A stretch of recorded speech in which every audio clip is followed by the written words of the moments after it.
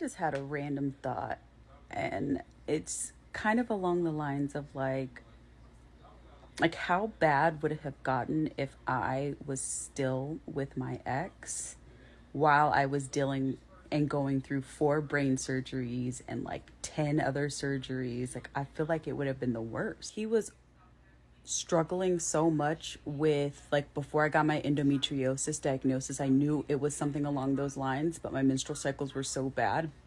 He was already so mad and frustrated that I was laying in bed all the time because I was always in pain because my period would last literally like 3 weeks out of the month. So I can't even imagine what it would have been like if I was with him when I had to have 4 brain surgeries, or what it would have been like if I had to rely on him to help me walk after I had 1 partial ankle replacement and an ankle stabilization.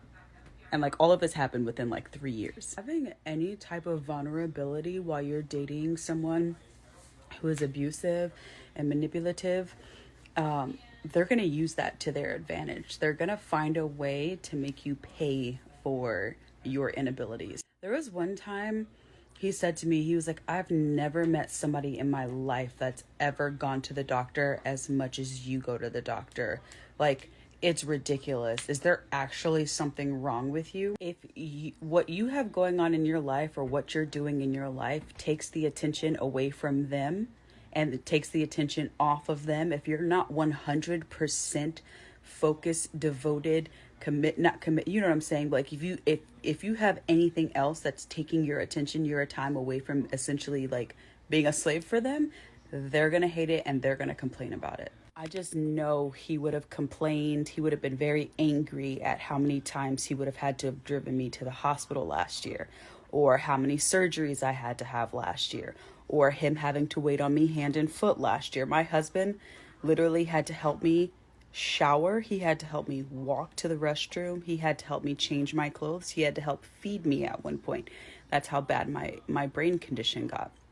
I can't imagine just how much he would have made me pay for that in the end. Being chronically ill is one thing, but being chronically ill while being in a relationship with a narcissist or someone who has narcissistic tendencies, toxic, abusive, anything along that sorts, it's 10 times worse. People who have disabilities are at a higher rate of enduring domestic violence than anybody else is, because they have a greater vulnerability, because they have a target of opportunity to manipulate them and isolate them in more than one way. I was very fortunate that I was able to get out when I got out, but there are others that are not as fortunate as I am, and they are stuck in those relationships because they have to rely on their partner to take care of them financially and physically, because they've isolated them away from their friends and their families and their jobs, and they can't work because of their disabilities. And it's a very terrifying and scary reality.